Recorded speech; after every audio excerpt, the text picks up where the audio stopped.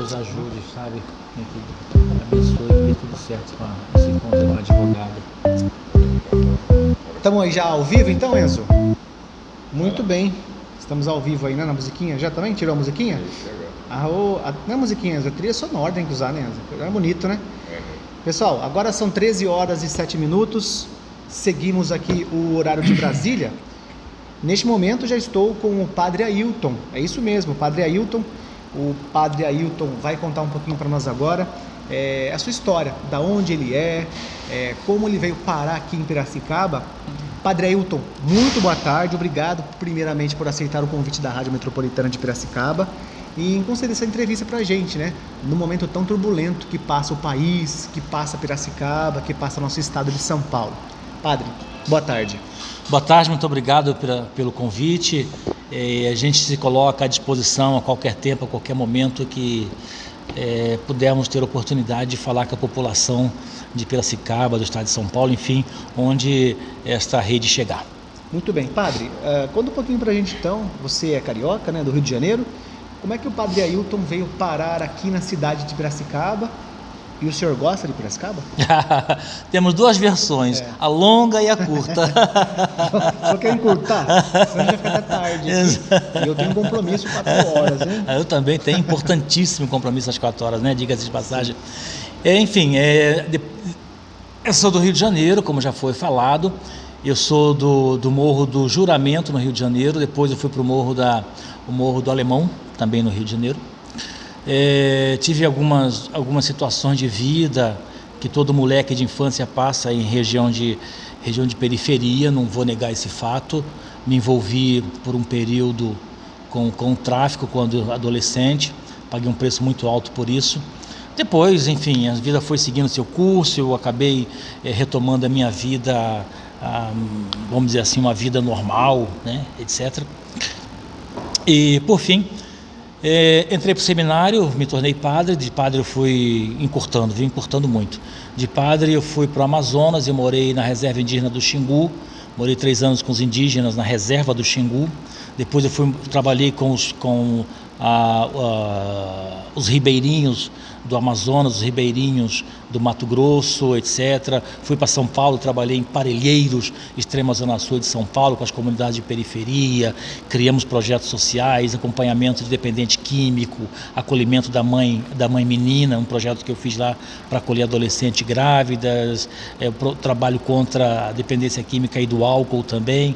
Enfim, fui para Ubatuba, fui para Ilhabela, fui para Caraguatatuba, fazendo projetos e trabalhos sociais como padre, e depois o Dom Fernando Mazon me convidou expressamente para vir para Piracicaba, e eu estou em Piracicaba até hoje, estava na diocese, emprestado na diocese, onde agora eu pedi uma licença temporária, porque eu vou pleitear junto ao meu partido para que eu possa vir a ser um pré-candidato, né? Isso é um outro assunto, se quiser podemos falar mais à frente.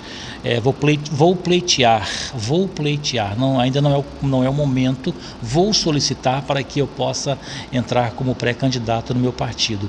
E respondendo a sua pergunta, sim, eu tenho um amor muito grande por Piracicaba, tanto assim eu vou te dizer, Teles, que eu já comprei inclusive um plano funeral, porque eu quero que o meu corpo, ao cabo da minha vida, descanse no solo piracicabano. Caramba, você já comprou até um terreninho aqui em Piracicaba? Já comprei. Olha. Antes de comprar minha casa, já comprei, porque eu quero que o resto da minha existência, na casa do Pai, meu corpo possa repousar em solo piracicabano. Piracicaba que eu adoro tanto. Muito bem, isso é muito bom, a gente fica lisonjeado, né? Cidade que nós amamos tanto.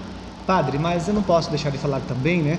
Agora são 13 horas e 11 minutos, que ontem faleceu aqui em Piracicaba um ex-prefeito, o Mendes Tami, e também ex-deputado por 7 mandatos. Ele é o pai do MEI, né? O microempreendedor individual. Dentre outras ações que ele deixou também um legado para Piracicaba.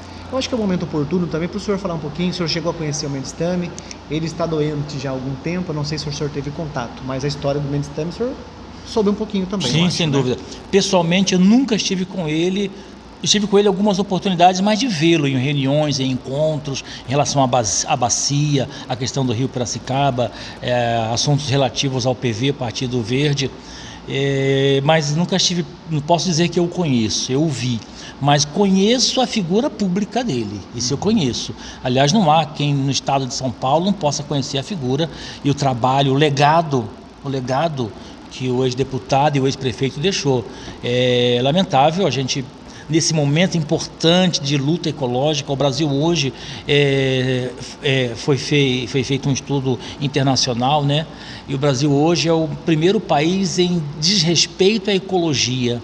Desrespeito à ecologia. E essa era uma bandeira muito forte do ex-deputado, que Deus o tenha em bom lugar. Muito bem. Fica então aí nossos sentimentos, né? Nancy Tami e a Sofia, né? A filha do ex-prefeito de Piracicaba, e a Nancy Tami, a viúva, então, do prefeito. Ele foi enterrado agora pela manhã às 10 horas, né?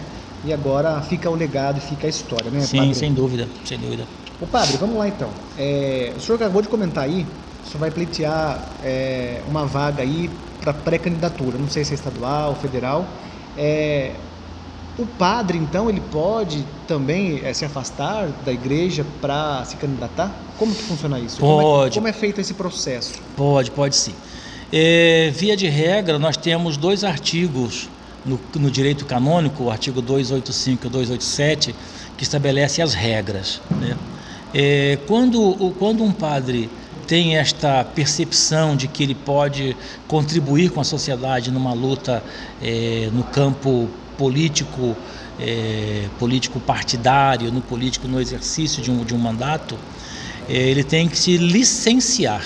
Foi o caso que eu já apresentei à diocese, de acordo com como estabelece a regra, apresentei a minha licença temporária. Essa licença ela é temporária. Terminado o pleito, a gente retoma a nossa atividade. Muito bem. Bom, Padre Ailton, em Piracicaba, o que o senhor conseguiu fazer já assim para a sociedade aqui, no quesito social mesmo? A gente sabe que o padre tem um importante papel, tanto psicológico, né? Quando você conversa com alguém, Sim. aquela pessoa tá... Sim. Vou dar um exemplo. Padre, eu estou pensando em terminar com meu marido. Padre, estou pensando em terminar com a minha esposa. Padre, meu filho está usando droga. Padre, não consigo emprego.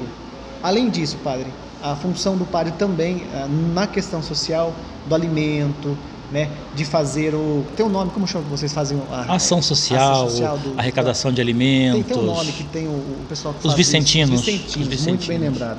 Que tem um importante papel também na sociedade. Extraordinário. Fala um pouquinho pra gente então dessa ação que você já pôde compartilhar aqui com os piracicabanos. Para o bem atendimento da população, além da filosofia e da teologia, que são estudos obrigatórios para o sacerdócio, eu achei por bem também aprofundar em outros estudos que poderiam ser ferramentas no atendimento à população. Também sou formado em Direito pela Universidade de Caraguatatuba, a Unisul. Também sou formado em Psicologia pela Unisal. Também sou formado em Psicanálise pelo Instituto de Psicanálise de Campinas. Também sou formado em Hipnoterapia Clínica pelo Instituto Naves de Belo Horizonte. Então, utilizando essas ferramentas de formação de atendimento à pessoa humana, nós fizemos um grande trabalho, isso eu posso dizer, sem falsa modéstia, sem querer me esquivar ou jogar confete. Mas em Ártemis, por exemplo, ou em Artemis, como queiram, nós fizemos 18 projetos sociais, de música, de dança, de MEI também, capacitação de MEI junto à Centra e junto ao Sebrae.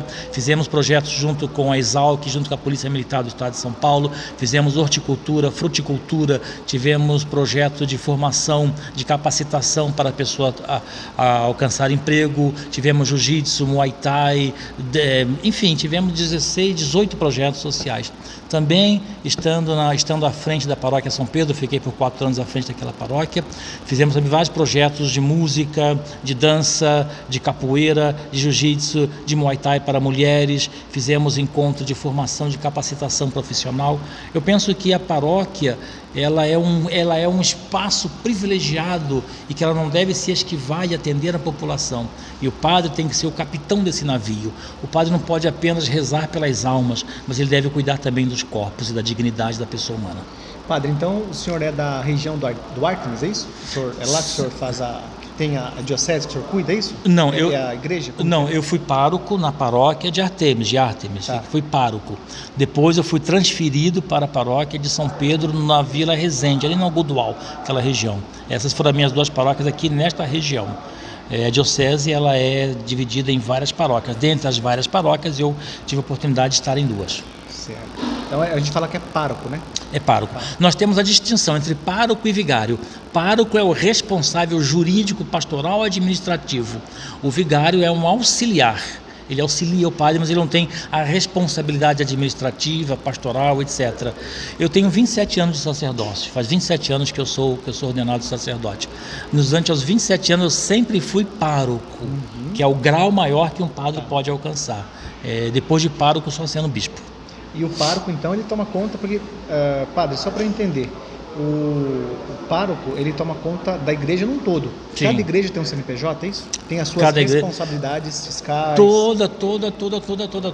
Tem o CNPJ, tem a instituição estadual, tem os impostos que incidem sobre os trabalhadores, tem a contratação de funcionários, enfim, tem toda a responsabilidade jurídica. O pároco responde jurídica, administrativa, civil e criminal e tributária de uma paróquia, pessoa jurídica de uma paróquia. Tá. Olha só, padre, vamos mandar então um abraço aqui. O Devair Francisco está acompanhando ao vivo. Devair, boa tarde para você. Obrigado por acompanhar a Rádio Metropolitana de Piracicaba. Padre, fica à vontade também em mandar um abraço para o Devair Francisco e para o Eduardo Teixeira. Nós temos aí também, quem nos acompanha, a Sailândia, né? Vamos lá, falar isso, a cidade. A Sailândia no Maranhão. Maranhão. No Maranhão. Um grande abraço aí à Sailândia. Eu estive no Maranhão, eu estive em Codó, eu estive em Imperatriz, eu já estive em São Luís, eu já estive em Viana, são cidades. O Maranhão é um estado extraordinário. O Maranhão é Eu também extraordinário. estive lá. São Luís, a capital. São Fui Luís, para extraordinário. Codó, fui para Caxias e fui para Imperatriz. Gostei Então, bastante lá, viu? o Maranhão. Depois eu desci o Maranhão, fui ali para a região da Craulândia. Aí eu fiquei um tempo com os Craús, que é a reserva indígena dos Craús, que fica ali na divisa do Maranhão, em Carolina, né? Fica a divisa do Maranhão com o Tocantins. Muito bem, quero mandar um abraço também, viu, padre? Aproveitando, para a página do Veja a Sailândia, né? No Instagram. Eles estão acompanhando também ao vivo aí. Acho que é importante mandar um abraço lá então para Sem dúvida. Veja a Sailândia Maranhão. Um abraço para vocês. Sem aí. dúvida, sem dúvida. Um grande abraço aí. Vamos lá, padre. Na questão então, hoje do Brasil, o senhor é padre, o senhor tem aí uma importante formação acadêmica e formação humana, né? Uhum. Como que o senhor vê hoje as figuras públicas hoje no nosso país? Vamos dizer assim, nos valores éticos políticos. Como que o senhor vê hoje então o presidente do país, o governador de São Paulo, o governador do Rio, enfim, o prefeito de Piracicaba, que é onde o senhor está atuando então como pároco atualmente? Hoje é difícil você até emitir um juízo, porque qualquer coisa a pessoa já é geração mimimi, né? Mas, por exemplo, em relação ao presidente da República, eu até me recuso a falar. Certo. Eu não vou sujar meu nome falando o nome sujar minha boca falando o nome desse camarada. Mas nós temos aí pessoas públicas muito interessantes. Por exemplo, Flávio Dino, que é um homem que tem um trabalho extraordinário. Ele é governador, deve se licenciar Maranhão, né? do Maranhão, inclusive do Maranhão, bem lembrado. Ele deve se licenciar, talvez sairá para senador, enfim. Nós temos pessoas públicas muito importantes, não só no campo político, mas também nós temos pessoas públicas na luta da construção de uma sociedade organizada. Nós temos, por exemplo, o padre Júlio Lancelotti. O padre Júlio é um homem fora do seu tempo, o padre Júlio. E, enfim, nós temos pessoas importantes na construção da sociedade. Muito bem. Bom, sobre a nossa cidade de Piracicaba, padre. Sim. O que o senhor está encontrando hoje, assim, que mais está te chateando na parte política? Não sei se o senhor pode também entrar nesse campo aí. Porque o senhor tem acompanhado, né? Sim, eu tenho acompanhado. Tenho acompanhado. Moradores, acho que na região que o senhor também foi pároco e deve ter algum problema também lá. Como o senhor tem a visão aqui de Piracicaba?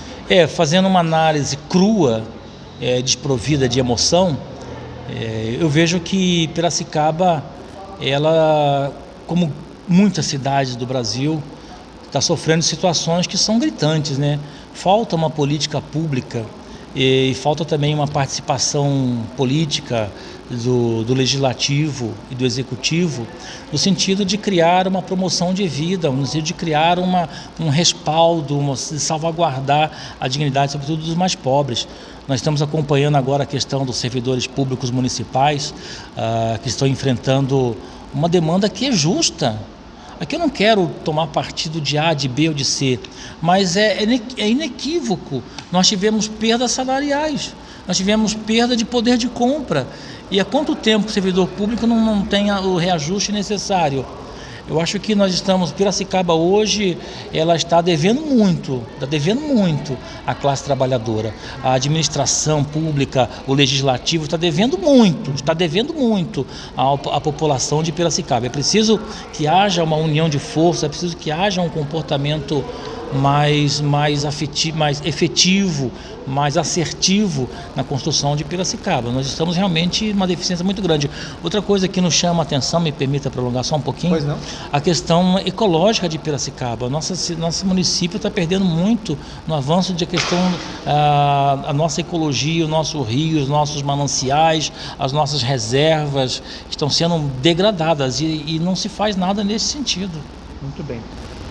Padre, só para informação, o Enzo acaba de chegar para mim aqui no ponto eletrônico também a informação de que acabaram de encontrar, padre, o corpo do jovem desaparecido no Rio Piracicaba, viu? Encontraram um pai ontem e hoje, agora há pouco então, encontraram também o corpo do filho. Que uma pena, né, padre? É uma notícia que nós estamos acompanhando ali com atenção para que possa, ao menos, dar a tragédia já ocorreu, né? Sim. Mais ou menos que possa ter um desfecho favorável à família, que possa despedir dos seus familiares. Eu perdi recentemente um amigo também afogado e a gente sabe a angústia que é, então que Deus console.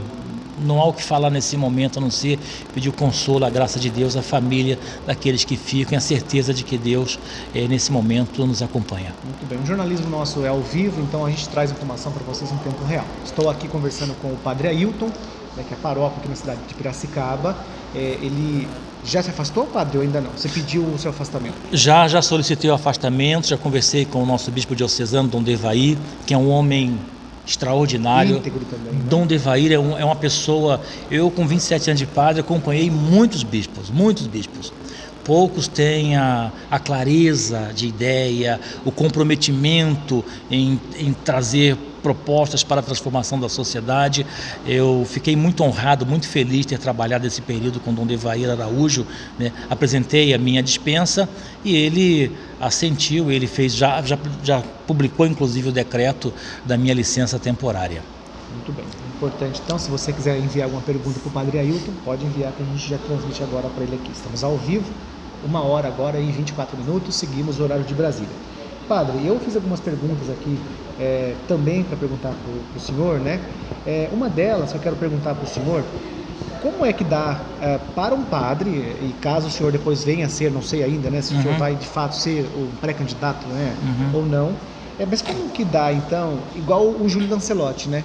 Ele briga todo dia ali com o pessoal da polícia, né? Tem Sim. um problema com a Guarda Civil, a PM, mas aqueles policiais estão ali a mando de alguém, né? Eles estão cumprindo ordens, né? Sempre é bom lembrar, né, padre? Isso aí. Sim, claro. Então, padre, a pergunta que eu quero fazer para o senhor é a seguinte: como contribuir para superar os graves problemas da desigualdade social, da irresponsabilidade ambiental que o senhor acabou de dizer, das várias violências e de um problema enorme que ainda nós temos no nosso país, na nossa cidade, no nosso estado, que são os preconceitos, seja pela cor da pele, se a pessoa é homossexual, se ela é isso ou aquilo. Como é que dá para enfrentar isso, então, padre? E cada realidade é uma realidade, né? Mas de modo genérico, falando de modo, tendo como Piracicaba e região, São Paulo, estado de São Paulo como referência, né? Sem dúvida, nós estamos vivendo um momento de grande turbulência política, instabilidade política, embora as instituições tenham permanecido firmes nesse sentido, têm conseguido se equilibrar naquilo que é possível fazer, mas em relação à transformação da sociedade, que essa é a pergunta, né? Como fazer essa transformação, eu penso que não há outro caminho que não seja o diálogo. Sim. Não há outro caminho. Podemos ter posições diferentes politicamente, posições diferentes religiosamente, posições diferentes etnicamente falando, posições diferentes das mais variadas. Mas a diferença, ao contrário do que muitos pensam, a diferença nos enriquece. A diferença nos enriquece. Porque o que pensa contrário, diferente dos meus pensamentos, ele me aponta outras vertentes das quais eu não consegui enxergar ainda. Então não há outro caminho para transformar a sociedade que não seja pela via do diálogo. As intolerâncias que você citou, intolerância religiosa, que é uma luta que eu tenho feito há muitos anos. Eu tenho um contato muito próximo, muito íntimo com as comunidades de matriz africana, Candomblé, Umbanda, Jurema, Ifá, Quimbanda. Eu tenho uma proximidade muito grande. Eu tenho proximidade com grupos GLBT, eu tenho proximidade com grupos indígenas, eu tenho grande proximidade com os grupos quilombolas, com os quais militei muitos anos. Eu tenho proximidade com os pescadores artesanais, enfim. E como que você consegue chegar num ambiente que é exatamente contrário àquilo que você vive na cotidianidade? Diálogo e respeito. Diálogo e respeito. Sem essa vertente, sem esses dois pilares, o diálogo e o respeito, não vamos construir nada, pelo amor de Deus. E tudo isso deve desembocar na educação. Uma educação já que prima por esta manifestação, por esta forma de lidar com a diferença. O contrário me enriquece. O contrário me enriquece. O senhor tocou num ponto importante, é o respeito, né, padre? Sem dúvida. Não respeitam o espaço do outro, né? Sem dúvida. Está mais preocupado com a roupa que o outro veste, a cor da pele, o que ela gosta, se ela gosta de homem, de mulher, se ela é da Umbanda, se ela é da evangélica, enfim, católica. A pessoa está tão preocupada com o próximo que esquece de si mesma, né? Isso que está muito ruim também, atrapalhando o andamento do nosso país, né? Quem se preocupa muito com o outro é porque a vida dele deve estar uma draga. Portanto, cuide da sua vida e construa uma sociedade plural, uma sociedade justa, uma sociedade laica, porque a nossa sociedade tem que ser laica.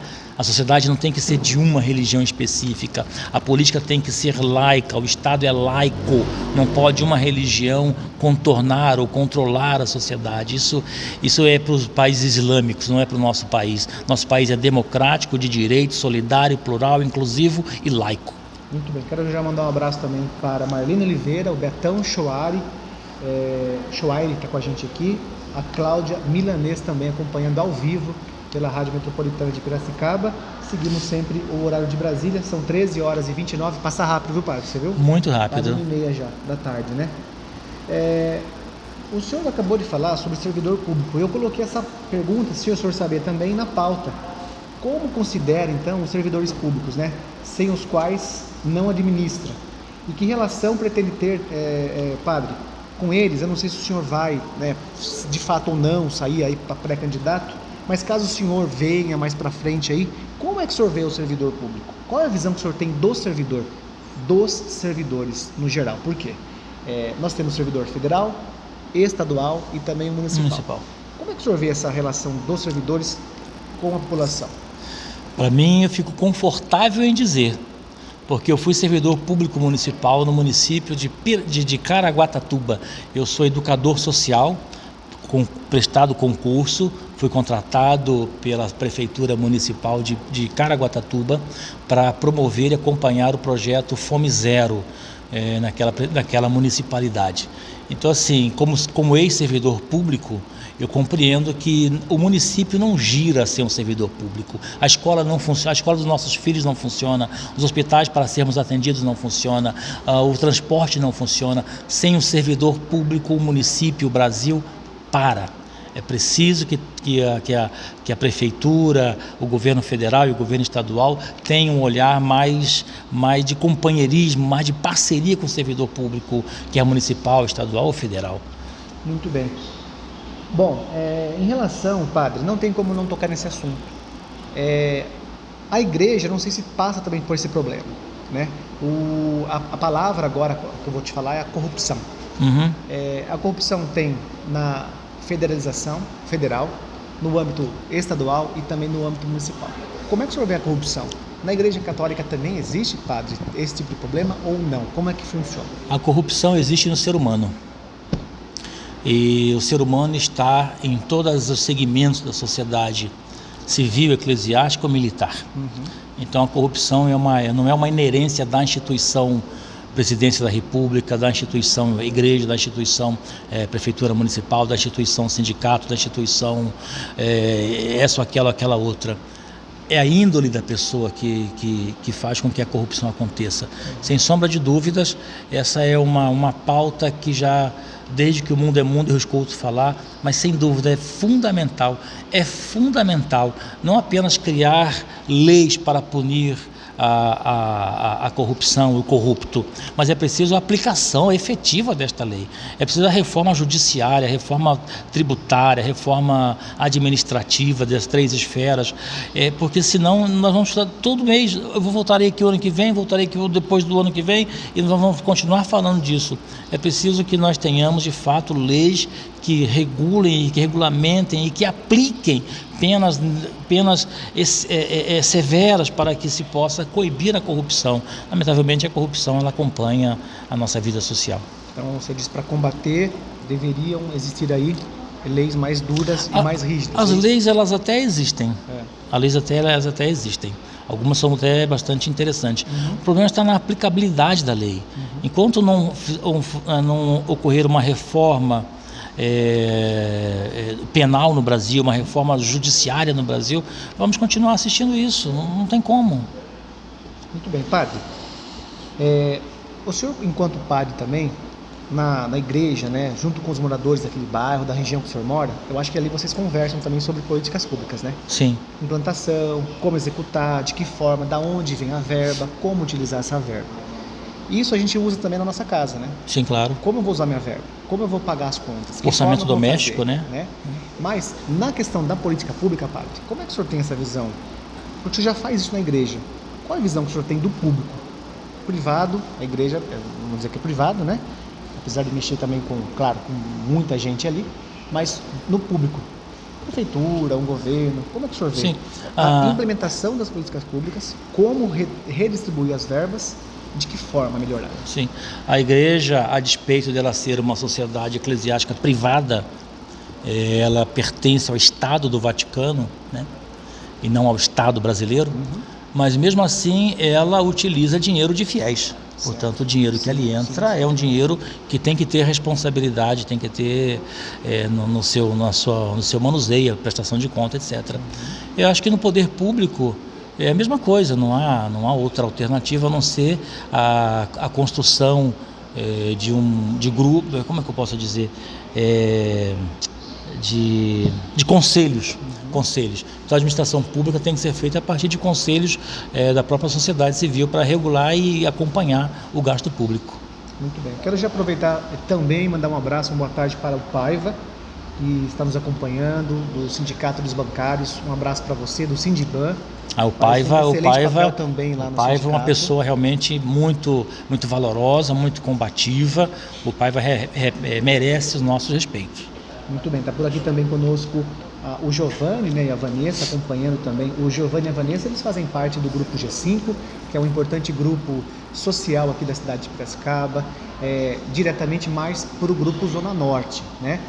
Padre, esse grupo aí está revolucionando a cidade, hein? Eu nunca vi, nesses meus 40 anos aqui de Piracicaba, um grupo forte e que vai para o embate, que vai atrás aí dos seus ideais também, né? Grupo Zona Norte, grupo G5. Acho que está mexendo a cidade, né? O grupo Zona Norte, eu acompanho mais de perto o Felipe, a Glaé, a Elisama, o Bigode, o Giovanni, que são as pessoas que têm feito a diferença na percepção da transformação social. O que foi feito, por exemplo, assim, onde eu tenho uma presença mais afetiva, no Gilda, no Bosque, no Mário Dedini, no Vila Fátima, tem feito uma revolução no sentido de buscar a dignidade ao morador. Porque pensa bem, quem entra, eu posso falar porque eu venho de favela, eu posso falar. O senhor foi morador de rua, inclusive, né, padre? Foi, durante um período foi sim, devido as opções erradas que eu fiz na minha vida como jovem. E todo adolescente jovem tem direito a errar, né? Sim. Eu errei e paguei o preço. Errar 2 vezes já é complicado, né? Aí não, né? Então esse grupo tem feito uma mudança, uma transformação muito grande nos bairros da periferia de Piracicaba.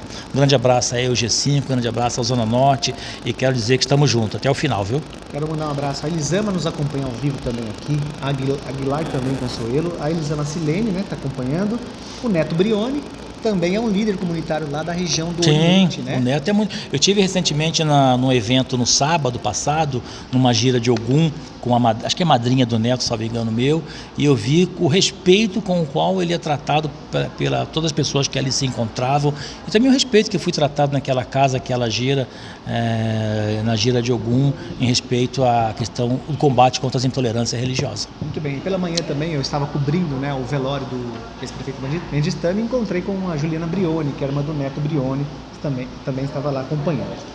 A Larissa Bastos está acompanhando também conosco aqui. Padre, a Larissa tem uma pergunta. O que o padre acha dos ataques que uma linha ligada ao bolsonarismo tem feito constantemente a quem é da teologia da libertação? O senhor pode opinar sobre? Eu posso, porque é uma opinião genérica, né? Eu não sei se seria especificamente teologia da libertação da qual eu comungo. Fui criado, meu estudo teológico foi em cima disso.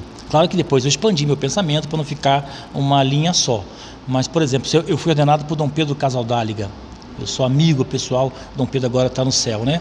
Eu fui formado por Leonardo Boff, eu acompanhei Gustavo Gutierrez, eu acompanhei o Cerezo, eu acompanhei o Frei Marcelo Bastos, enfim, eu tenho uma proximidade muito grande com a teologia da libertação, né, com o Frei Davi, na Pavuna, Rio de Janeiro, enfim, a lista é longa. Mas a perseguição do bolsonarismo não é só contra a teologia da libertação, é contra quem pensa diferente deles. Inclusive na própria extrema-direita eles estão rachados, porque basta você pensar diferente e vem a perseguição. Quero mandar um abraço também para o José Carlos da Silva, que nos acompanha ao vivo. O José Antônio Paiva, que é o Paiva do sindicato, a gente conhece como Paiva do sindicato, está dizendo o seguinte: padre, obrigado pela sua decisão de tomar partido pela política, escancarando que todos fazem política, mas ficam às escondidas. É verdade, né? Muita gente fica apenas atrás do celular digitando, atacando e não aparece, não dá as caras na mesa, né? Hoje nós temos muitos valentões atrás de celulares, né? Atrás da tela. Política nós todos fazemos. Estar aqui com você é uma decisão política. Em casa nós temos que ser político. Entendeu? Agora a diferença é que por vezes você enxerga que a situação onde você se encontra, a situação do seu município, a situação do seu estado, a situação do seu país, os ataques à democracia, o risco que o nosso processo democrático corre, você tem duas opções: ou você se cala e assim você se acovarda, ou você enfrenta a luta para poder dar a sua contribuição na construção da democracia. Fiz a minha opção, como sempre. A covardia nunca foi a minha conselheira. A covardia nunca foi a minha conselheira. Eu, por vezes, pago preço altíssimo por ter posicionamentos claros, e agora não será diferente. Muito bem. Padre, o senhor tinha marcado agora à tarde um café para bater um papo com o pessoal. O senhor cancelou por um motivo muito importante, né? Claro. Que haverá na cidade de Piracicaba. Claro. O senhor quer comentar também sobre esse momento, esse movimento que vai ter em Piracicaba hoje? Nós tínhamos marcado um café com os amigos, apenas um bate-papo, se encontrar, se rever, amigos que a gente há muito tempo não se vê isso e tal, né? Padre, isso acabou, né? Esses cafés. Antigamente era muito mais. Tinha muito mais, né? E acabou, né? Esses encontros, esses bate-papos, né? Eu acho que a gente sempre tem que tirar um tempo para um cafezinho com os amigos, sempre. Embora o café tá caro para chuchu, né? R$16 o Morro Grande. Né? Me diz onde é que eu vou lá comprar, porque eu estou comprando por quase 20. Não, comprei no mercado perto de casa ali. Sim, mas nós cancelamos esse evento porque, sem sombra de dúvida, hoje o que pauta Piracicaba é a questão dos trabalhadores municipais. da classe trabalhadora municipal. Nós temos todos hoje, qualquer pessoa hoje no município de Piracicaba tem que estar atento, porque essa é uma pauta justa, é uma reivindicação justa dos trabalhadores, e eu não posso me furtar de estar ao lado dos servidores públicos municipais, eu que também já fui servidor público municipal. Padre, tem um ponto também espinhoso na cidade de Piracicaba, e aliás, em todo o Brasil. Eu vou te dar um exemplo aqui em Piracicaba de uma comunidade chamada Renascer. Conheço o Caio, acho que você conhece, o advogado. Conheço a Ju, conheço o Zóio ali. Exatamente. Eles estão com um trabalho muito importante também na comunidade Renascer, padre. O STF tinha dado até 31 de março para que nenhuma prefeitura, nem nada pudesse fazer retomada dos terrenos, sim, nas reintegrações de posse, né? Da pandemia, né? Agora o STF deu mais alguns meses. Se caso esse prazo terminar, padre, como é que ficam as comunidades aí?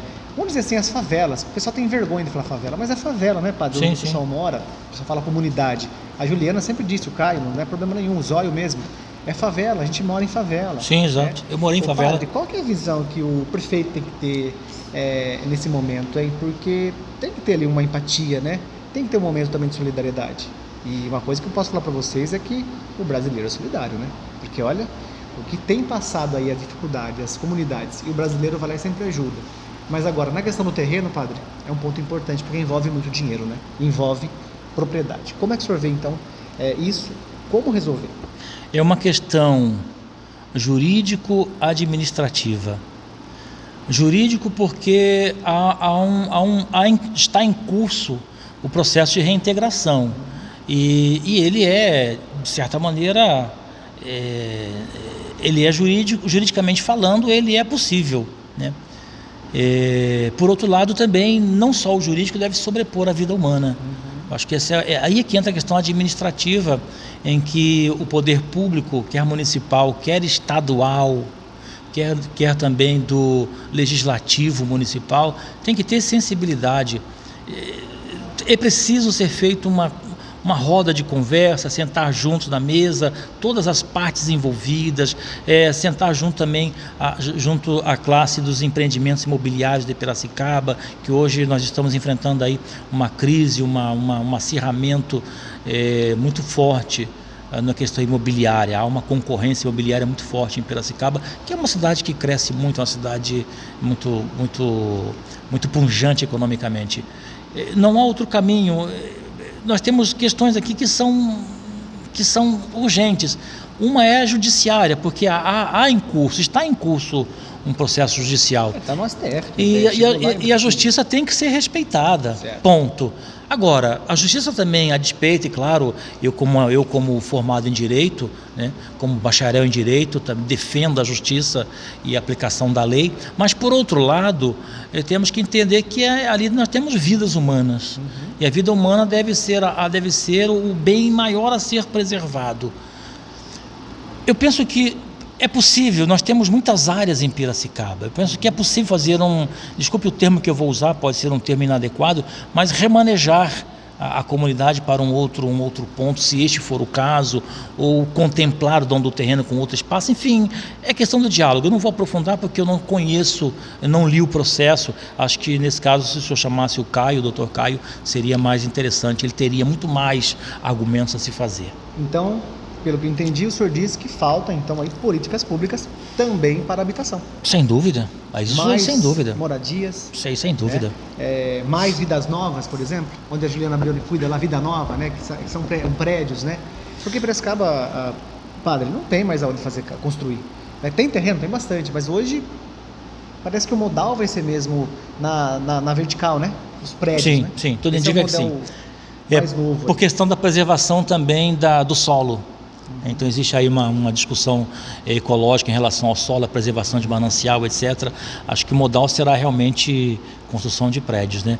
Se nós temos, por exemplo, o governo federal tem a possibilidade da construção do antigo projeto Minha Casa Minha Vida, que agora acho que é Casa Verde, uma coisa assim, verde e amarelo, uma coisa assim, esse projeto de construção de habitação. A prefeitura poderia muito bem estabelecer um contato, um acordo com o poder público federal e estabelecer a construção dessas casas. Muito bem. Eu quero mandar um abraço para o José Luiz Medina, está acompanhando também ao vivo, falou do Vida Nova. A Larissa está aqui com a Areli, estão aqui, padre, bater um papo aqui entre eles ali, viu? A Larissa diz que o padre tem um trabalho muito lindo e precisamos de legisladores que pensam no povo. Vou mandar um abraço para ela. O José Luiz Medina, ele diz o seguinte, padre, no sistema da habitação, ainda, fazer um sistema de mutirão. Mas Sim. tem que ter o terreno, né? Primeiro, Sim, né, sim. José? Tem que ter o terreno, né?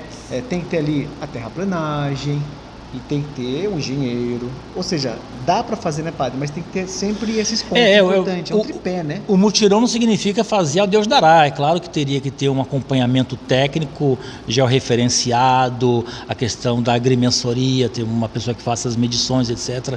Mas é possível. Medina deu uma boa sugestão. Aliás, o Medina é uma pessoa que merece ser respeitada. Medina é uma pessoa que tem um posicionamento na luta pela habitação. Ele, como a Juliana também, que tem um posicionamento muito forte na questão da habitação. Enfim, mas é possível sim. Eu penso que retomar esse modelo que nós tivemos aí final da década de 80, início da década de 90, muitas construções foram feitas em mutirões. Ok. Depois então aqui eu peço para que o padre responda, padre, a Areli Skrimpinic. Ela está mandando aqui algumas mensagens também, mas eu faço questão de passar para o senhor responder também, tá bom? Então, a Larissa Bastos está dizendo o seguinte: existe um projeto no Corumbataí parado, que é para ser implantado na região entre o IAA e o Gilda. Nunca mais viu nada. O que é o projeto? O senhor sabe o projeto? Qual que é o projeto, Larissa? Eu vou pedir desculpa, eu desconheço. Larissa, manda pra gente qual que é o projeto. Seria um projeto mesmo de habitação? Obrigado, inclusive, pela sua participação também, tá?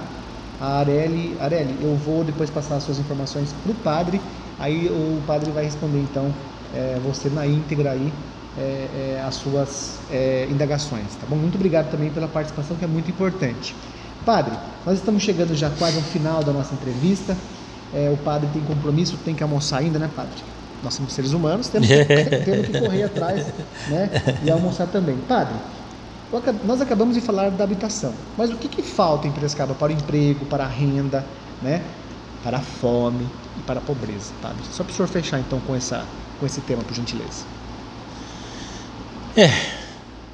O que falta para nós é o que falta para o Brasil, né? Lamentavelmente, nós estamos acéfalos, nós estamos sem capitão neste barco chamado Brasil. E as instituições estão se virando como podem. Nós tínhamos um projeto muito bom, que era, por exemplo, o PAC, que esse PAC trabalhava com construção civil e gerou muito emprego, gerou muita renda.